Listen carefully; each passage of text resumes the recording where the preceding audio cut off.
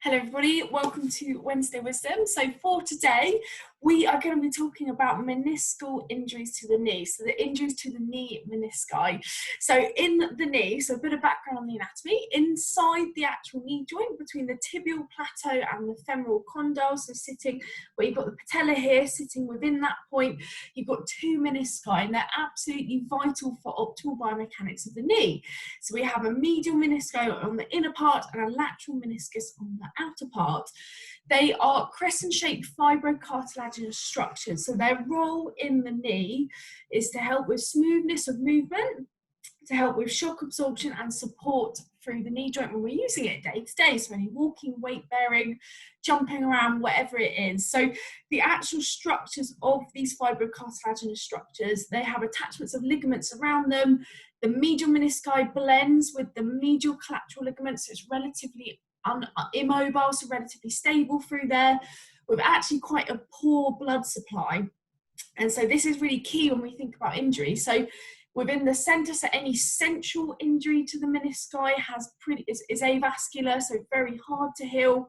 With the periphery, so the outside the meniscus getting most of the blood supply, so between 10 to 25% of the outer part, the periphery is getting a blood supply. So what it means is if you damage the outer part of the meniscus, it's more likely to heal than if we damage the inner part. So it is very, very common to see this within sports injuries, particularly men, typically more than women. And we find that there's different types of injuries that can occur to the meniscus. So one of the ones that we see related to sport is traumatic injury. So this could be any kind of high impact sport, for example, rugby or hockey or anything like football, where there's trauma coming in. So what happens is typically it's when the knee is flexed and rotated. So it's when you're bending the knee and it's twisted is when we are more likely to injure. And so this can then obviously produce symptoms of injury. That tends to happen obviously younger generation or specific trauma. The second type, or the second most common type of injury that we can get with menisci injuries are degenerative changes. So we can get degenerative injuries to the menisci. So if someone's had a long-term history of osteoarthritis or maybe had damage before, if we're loading abnormally or it alters the biomechanics due to the injury and what's happened to the knee previously, it can start to break down and wear away the menisci, causing damage to that as well. So they present in slightly different ways. The most common clinical symptoms of a traumatic injury is obviously a very, very clear onset. So normally we know how we've injured the meniscus. What someone normally presents with any flexing or weight bearing of the knee is incredibly uncomfortable. Depending on which part of the meniscus and which one's been damaged, it can refer to the medial and lateral joint lines of the knee. So really, really sore deep within. We can get that instability, that clicking, that locking as we're walking. So that's why when we're testing and looking at it, you'll feel it lock in a position. It can associate with pain referring around the knee, obviously depending on what's going on, and obviously instability, particularly with the medial meniscus.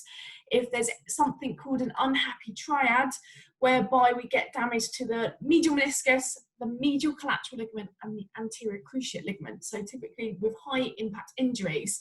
And so what I always recommend, so if someone's coming in and they're getting these symptoms of pain on loading, soreness, that deep click, the best thing to do that I find is to refer on and to image the knee. The reason why is majority of the time, depending on a traumatic onset and depending on the extent of the injury, surgery is required or repair is required to that meniscus. So if I have a client coming into clinic and I'm querying a meniscal injury, or based on the onset and they've not had it looked at or imaged, you'd want to send off just to determine the type, because there's so many different types.